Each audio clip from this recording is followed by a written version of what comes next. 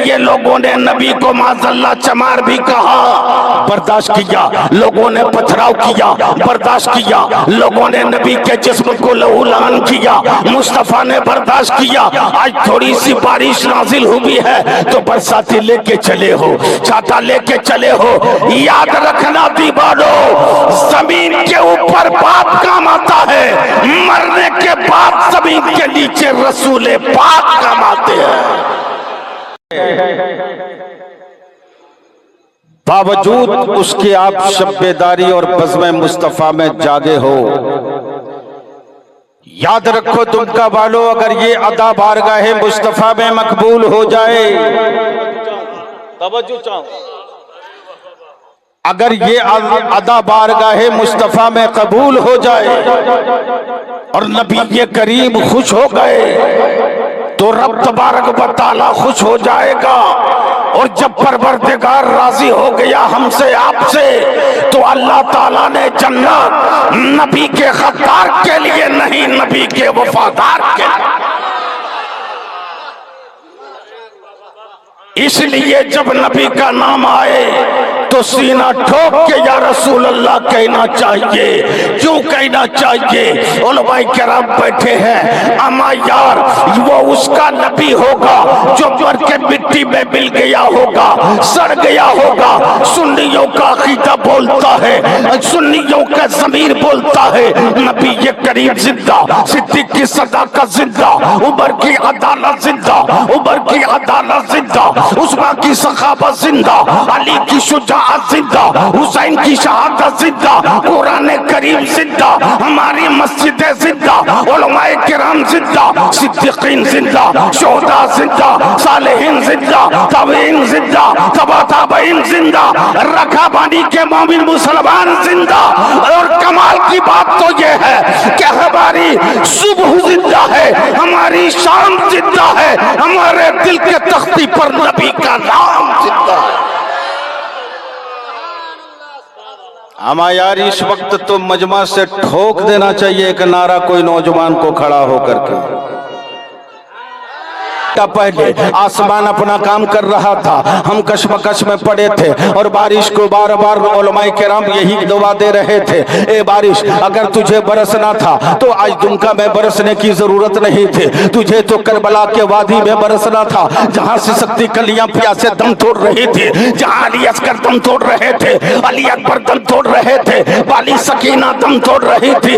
ए आसमान सुन ले, अगर तू खुदा के मर्जी से बरस रहा है तो खूब बरस ले, कोई शिकायत नहीं।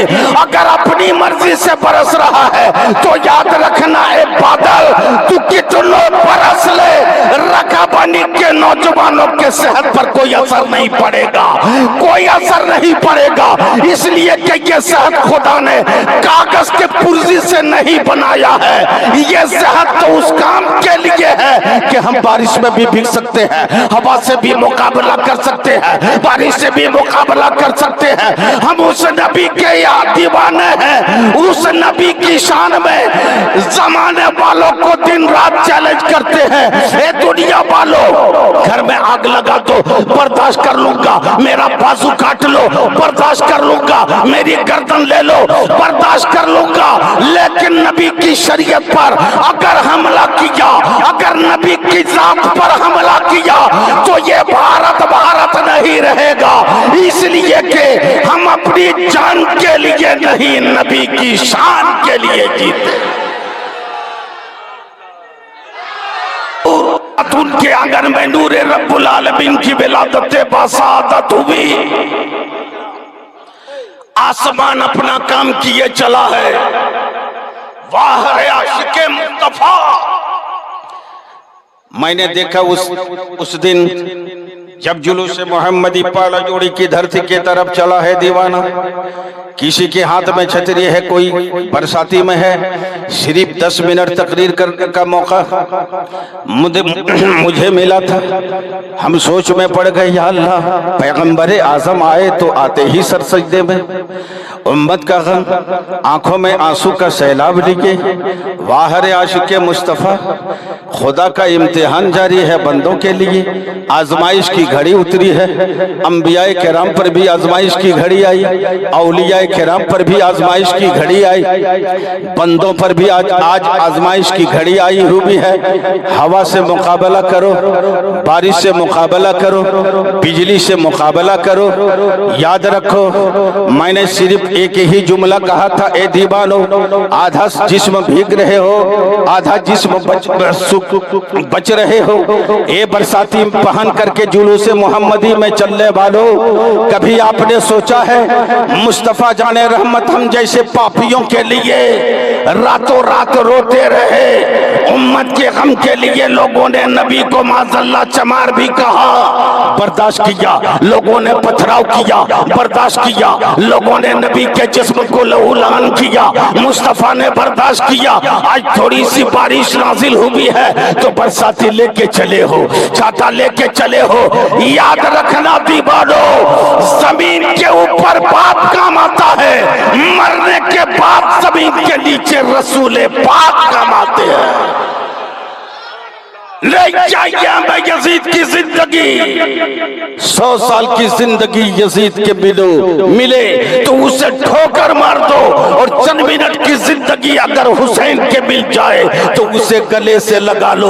हुसैन की मौत में जिंदगी है और यजीद की जिंदगी में मौत है। इसलिए मुसलमानों, अगर हुसैन के दीवाने हो तो सीना ठोक के जरा नाना का भी तस्करा हो जाए और नाना के कंधे का सवार हुसैन का भी तस्करा हो जाए। इसलिए दोनों हाथों को लहरा के कहे, या हुसैन। ने बरसाती को खोला है। मैं गवाह हूँ, जब बाला जोड़ी के धरती पर जुलूस मोहम्मदी 12 रबीउल नूर आसमान अपना काम किए चला है। हवा अपनी हवा रफ्तार पकड़ी हुई है, बिजली चमक रही है, आंखें चुंधिया जा रही है। वाह रे दीवाना, छतरी को फेंक दिया, बरसाती को उतार दिया, कदम बराबर बराबर जुलूस मोहम्मदी में चला है। मुंह में पान भी नहीं है, गुटखा भी नहीं है, नजरें नीची है, जुब्बा भीग रहा, परवाह नहीं, अमामा भीग रहा, परवाह नहीं, बिजली चमक रही, अफसोस नहीं है, हवा अपने सदमे ले रही है। लेकिन बाहर दीवानगी, दीवाना जब चला है पालो जोड़ी की सरहद पर, जब जुलूस मोहम्मदी लेकर हम लोग पहुंचे हैं, हवेलियों में चढ़ कर गैरों ने देखा और देखकर आशाश किया और आशाश करके कह दिया, ऐ लोगों देख लो, जब इन गुलाम का ये आलम है तो इनके आका का आलम क्या रहा होगा। जब साल में एक बार आप करवट लेते हो, एक बार, तवज्जो है, आप लोग सुन रहे हैं? तकरीर और 2-4 बातें सुनेंगे आप लोग, सुनेंगे तो समर्थन कीजिए ना, बुझूं के बोलिए सुभान अल्लाह, और लहक के बोल सुभान अल्लाह। दीवाना जब एक बार सर में कफन बांध के रोड पे उतरता है ना 12 रबीउल नूर को,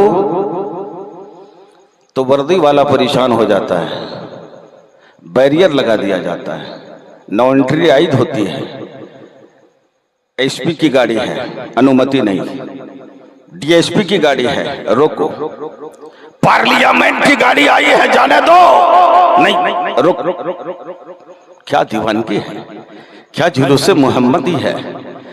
सैयदा आमना कलाल आया है, जाने आलमीन है, मुरादुल मुश्ताकीन है, रूहानी पैगंबर हैं, नबियों के नबी हैं।